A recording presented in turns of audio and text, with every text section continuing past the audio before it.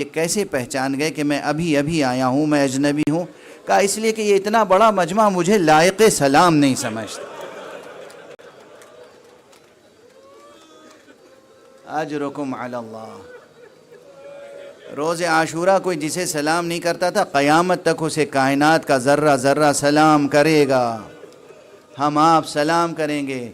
بہت سے مومنین ہیں جو روزانہ زیارت عاشورہ پڑھتے ہیں، ہنی ان لہم، بارک اللہ فیہم، بارک اللہ لہم، اللہ کی برکتیں آپ کے شامل حال ہوں، اللہ کی طرف سے توفیقات آپ کے شامل حال ہوں۔ آقا حسین کو روز 24 گھنٹے میں کم سے کم ایک وقت سلام ضرور کیا کیجیے۔ اور یہ جو ہمارے یہاں ایک مستحب چلا آ رہا ہے، ایک سنت چلی آ رہی ہے، ہماری ایک تہذیبی روایت ہے کہ ہم تو ہر نماز کے بعد اٹھ کر ابو عبداللہ الحسین کو سلام کرتے ہیں، اس کو بھی فراموش نہ کیجیے گا۔ یہ بہت قیمتی تہذیبی سرمایہ ہے جو ہمیں جس طرح توحید سے جوڑے رکھتی ہے نماز، اسی طرح نماز کے بعد یہ سلام ہمیں ولایت سے جوڑ کر رکھتا ہے۔ ولایت سید الشہداء، ولایت معصوم، ولایت حسین۔ سلام ہے حسین پر، اور سلام ہے حسین کے اس لٹے ہوئے گھرانے پر۔ سلام ہے آقا حسین کے اہل بیت میں سے ہونے والے ان اسیروں پر جو کبھی کوفے میں رکھے گئے، کبھی شام لے جائے گئے۔ آج یہ جو تاریخیں ہیں، ان تاریخوں میں غالباً شام سے قریب تر ہو چکا ہے یہ سب، یہ قافلہ۔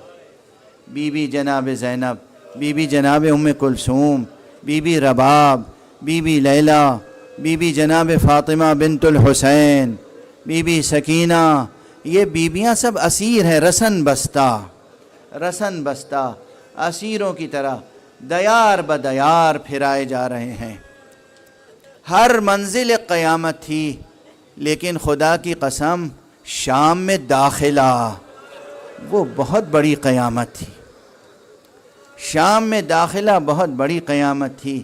بعض روایتوں میں ہے کہ شام جب پہنچ گیا ہے قافلہ تو اسے تھوڑی دیر کے لیے روکا گیا، اس لیے روکا گیا تاکہ جس بازار سے گزارنا ہے وہ بازار اچھی طرح آراستہ کر دیا جائے، بازار سجا دیا جائے۔ اور یہی نہیں کہ بازار سجایا جائے، بلکہ وہاں نعوذ باللہ خاکم بدہن رقص و سرود کی بزمیں آراستہ کی جائیں، شعر خوانی کی بزمیں آراستہ کی جائیں، سلطان وقت کو تہنیت دینے کے لیے شعراء بلائے جائیں تاکہ وہ قصائد اور اپنے انداز سے لہو و لعب کا منصوبہ بنائیں، اور اس لہو و لعب کے درمیان اس غیر سنجیدہ ماحول میں ارباب عصمت کو لے کے جایا جائے۔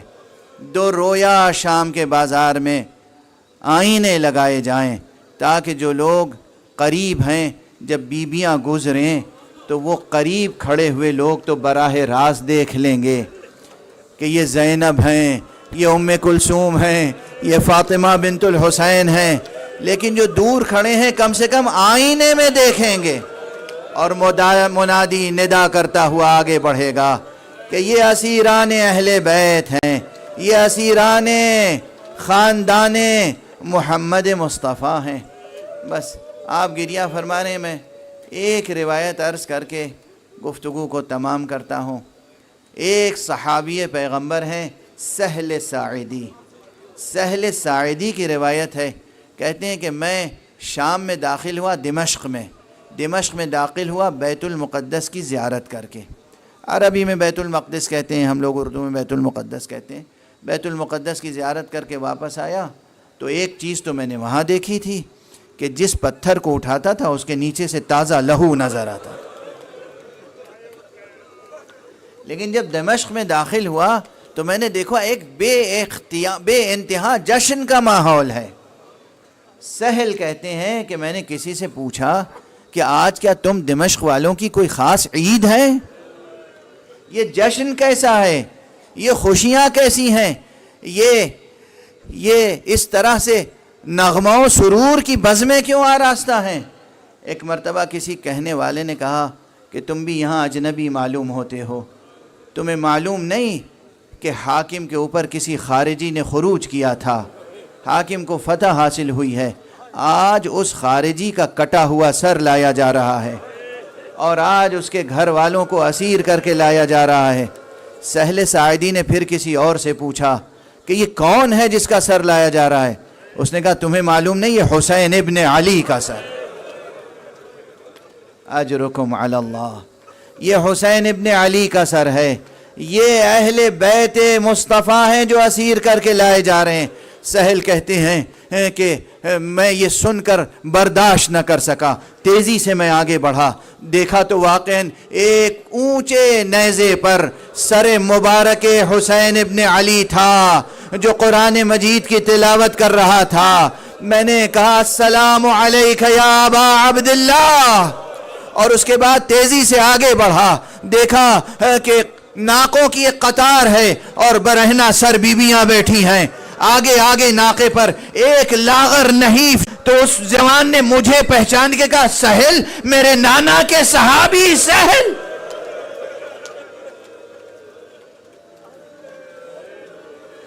اجرکم علی اللہ، اجرکم علی اللہ۔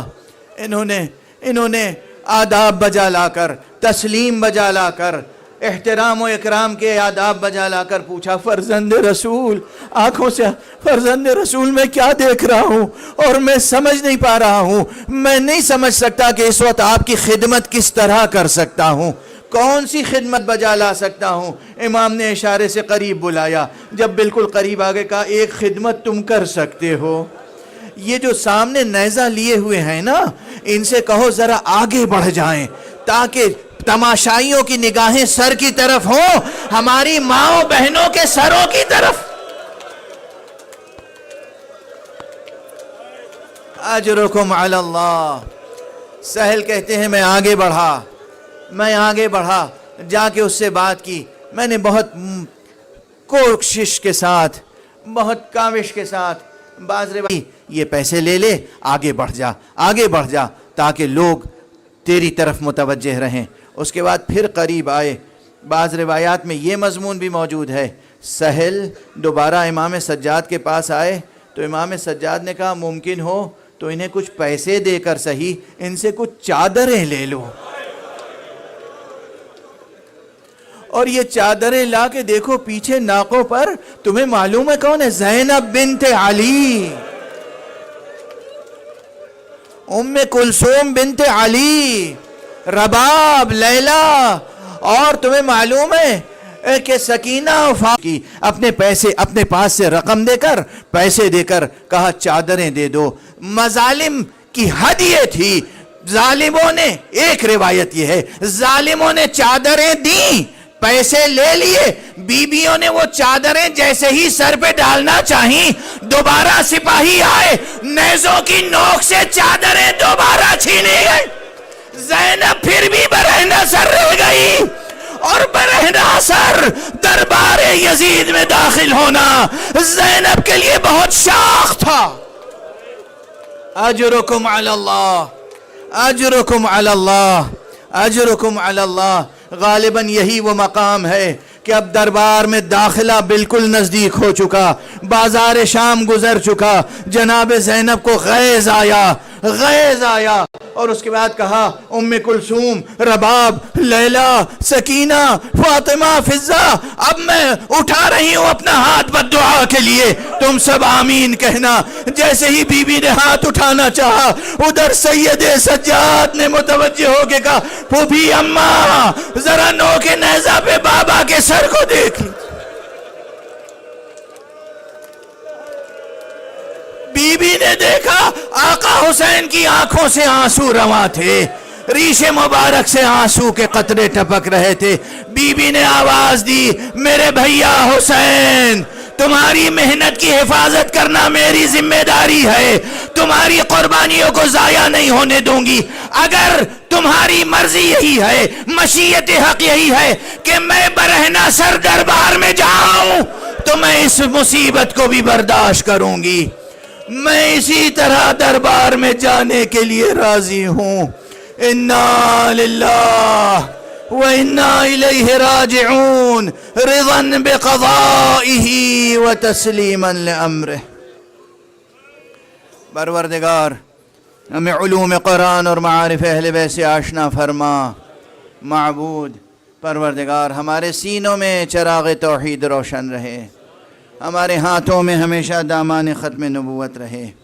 پروردگار ہمارے قدم ہمیشہ صراط مستقیم ولایت پر گامزن رہیں۔ پروردگار ہمارے جوانوں میں جواں مردی، ہمارے بزرگوں میں بزرگواری عطا فرما۔